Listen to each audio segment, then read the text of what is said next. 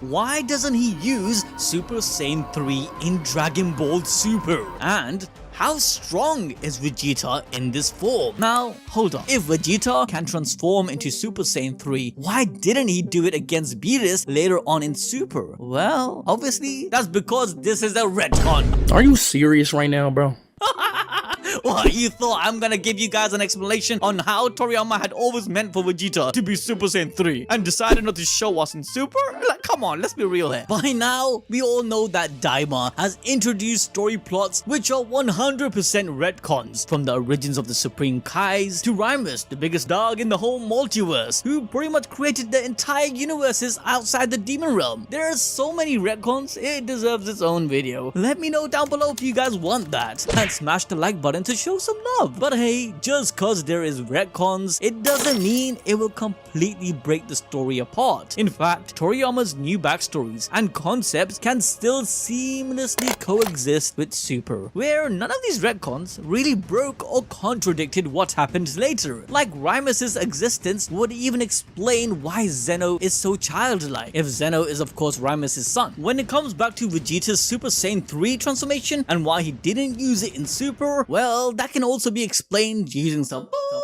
safe observation on understanding his character. Goku, during his fight against Boo, pointed out how Super Saiyan 3 drains away the ki and stamina way too fast. It's not efficient at all. Vegeta, when it comes to fighting, is a genius. He's big brain, and after 3 years, I'm sure he came up to the conclusion that Super Saiyan 3 is a waste of time. Much like he did when he told Trunks his 1.5 grade 3 was useless. Rather, Vegeta had perfected his Super Saiyan transformation and found the right balance between 1.5's grade 2. Super even confirms this by introducing the real next stage is God Ki, which is more efficient, and then to further progress we have Ultra Instincts and Ultra Ego, where both forms are more of a mindset and trance during battle. The Super Saiyan transformations are just simply multipliers, but as we see, this huge boost comes with drawbacks. Maybe not on the same level as Kaioken, but still it's there. During Vegeta's epic Bulma moment against Beerus, he showcases a new power. Though it's not Super Saiyan 3, it still had reached above Goku's Super Saiyan 3. So yeah, at that moment, Vegeta was able to tap into his reserved power without inflicting any drawbacks because of all his training, not just because of his raid. The Tamagamis are evidently stronger per the level of the Demon Realm, which means Super Saiyan Goku only defeated the weakest one, bringing us to Vegeta's fight with the second level of the Demon Realm's Tamagotchi. At the start, Vegeta is actually having some trouble and is pushed back, thrown into the deep waters to be eaten by the world's gigantic Kraken, where, to be fair, I believe this monster might be the strongest thing they have ever faced. In all honesty though, Toriyama wanted to pay homage to everything that inspired him along his journey. We already went over the tons of Star Wars references, but it's just not stopping. This scene of Vegeta coming out of the mouth of the Kraken is taken from Empire's Strike Back, when the Falcon escapes the space monster. Regardless, after Vegeta gets serious and becomes Super Saiyan, like Goku, he pretty much starts winning the fight, which means the Yamagachis scaled slightly around Super Saiyan 2. We also have to remember that no one has ever defeated them in centuries. This includes Dabura, who Vegeta suggested a 11-year-old Super Saiyan 2 Gohan would have been able to wipe the floor with him. Though we also have to consider that Goku and Vegeta's Super Saiyan 2 transformation is much stronger than Gohan's, as they are refined fighters who never stopped their training. Also, Vegeta in Super Saiyan 2 is just another beast altogether, like he went head to head with Kid Buu, drawing enough time for Goku to channel the Spirit Bomb. Hence why, even with the massive nerf of being in a child's body, they made these Namekian Robocop look like toys. But hey, with Daddy Neva watching, he wasn't going to let his kid get whooped that easily, so he cheated and juiced them up with some steroid magic. However, this is Vegeta, the Saiyan Prince. He has been busting his ass training, and boy did it pay off. Super Saiyan 3, Vegeta is here. Looking a bit like Gotenks, Vegeta's aura is magnificent, and it's a bit different from what we have seen before. Unlike Gotenks and Goku's version, Vegeta's hair sticks up more like Beast Gohan's transformation. The way I see it, my guy's aura is just way too strong. It's not going to let his hair fall down like the others. This is also a huge throwback to Toriyama's original sketches for Super Saiyan 3 Goku in the Buu arc. Yet, unlike the time we saw with Goku, Vegeta makes it look effortless. This fight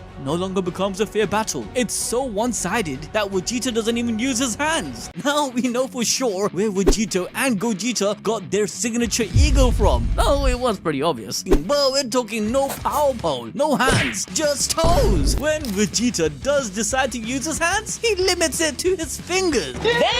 Gosh dang! Mind you, this is underwater with no air. I mean, Water Vegeta was a thing, as you've seen against Raccoon, but this takes it to another level. After snapping the Tamagotchi's trident between his fingers, Vegeta proceeds to give it such a beating that I started feeling sorry. To further showcase his insane power, he goes full on biblical and splits the ocean apart like Moses. What's more impressive is that after the fight was done, Vegeta doesn't even look gassed. When Goku offers him a revived bug, he even refuses. I get pride is his thing, but he wasn't really shy to take a senzu before. Regardless of being a bug, it seems Vegeta had more than enough energy in his pocket to continue for much longer.